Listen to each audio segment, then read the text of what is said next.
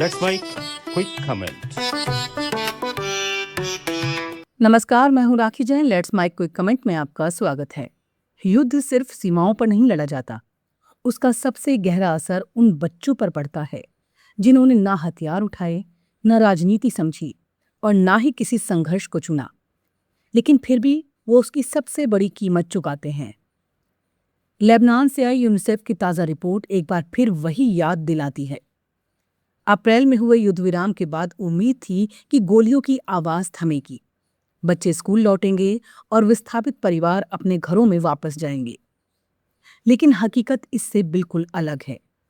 युद्ध विराम के बावजूद हिंसा जारी है और उसके साए में लाखों बच्चे डर, असुरक्षा और मानसिक तनाव के साथ जीने को मजबूर हैं। यूनिसेफ की रिपोर्ट कहती है कि पिछले एक सप्ताह में ही कम से कम 59 बच्चे मारे गए या घायल हुए हैं।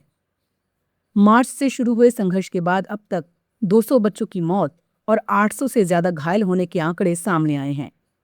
यानी औसतन हर दिन 14 बच्चे इस हिंसा की चपेट में आए।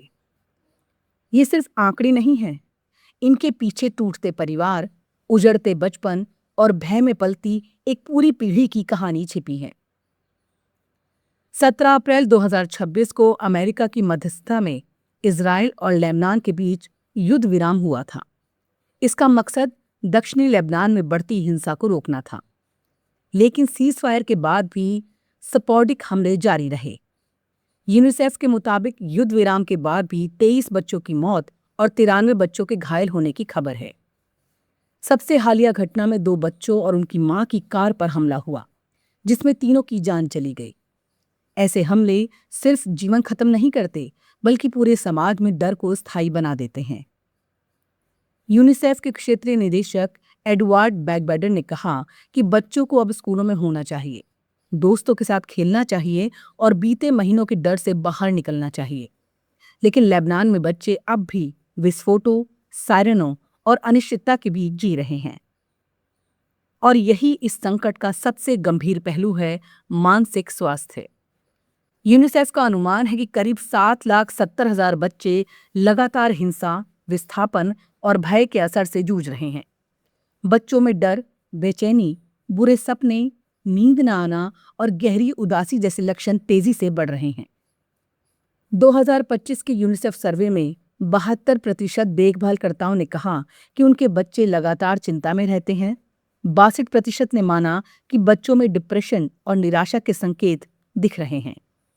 यानी युद्ध सिर्फ शरीर को घायल नहीं कर रहा, बल्कि बच्चों के मन और दिमाग को भी अंदर से तोड़ रहा है। विशेषज्ञ कहते हैं कि बचपन में लगातार हिंसा देखने से कॉम्प्लेक्स ट्रॉमा पैदा होता है। इसका असर कई साल तक रह सकता है।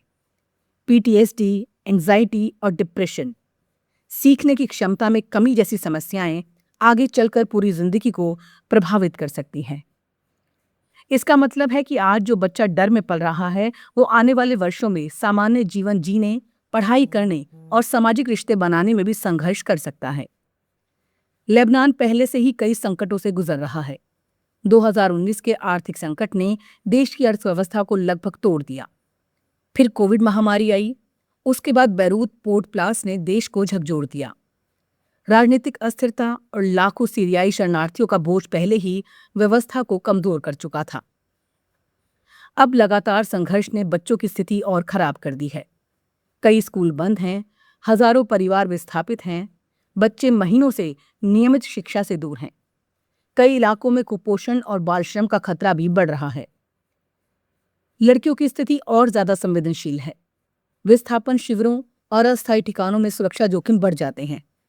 कई परिवार आर्थिक दबाव में बच्चों की पढ़ाई छुड़ाने को मजबूर हो रहे हैं। यूनिसेफ अब मानसिक स्वास्थ्य और साइकोलॉजिकल सपोर्ट कार्यक्रमों को बढ़ाने की कोशिश कर रहा है।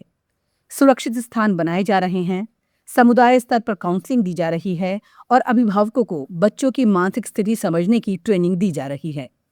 लेकिन जरूरत इतनी बड़ी है कि संसाधन कम पड़ रहे हैं।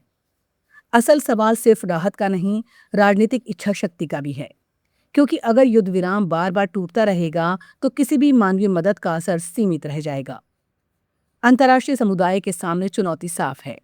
क्या दुनिया सिर्फ बयान जारी करेगी या बच्चों की सुरक्षा के लिए ठोस कदम भी उठाएगी? क्या युद्ध अपराधों की निष्पक्ष जांच होगी? क्या लेबनान को स्थिर करने के लिए वैश्विक सहयोग मिलेगा? नमस्कार। आप सुन रहे थे let's mind more than radio. Follow कीजिए हमें हमारे सोशल मीडिया प्लेटफॉर्म्स पर।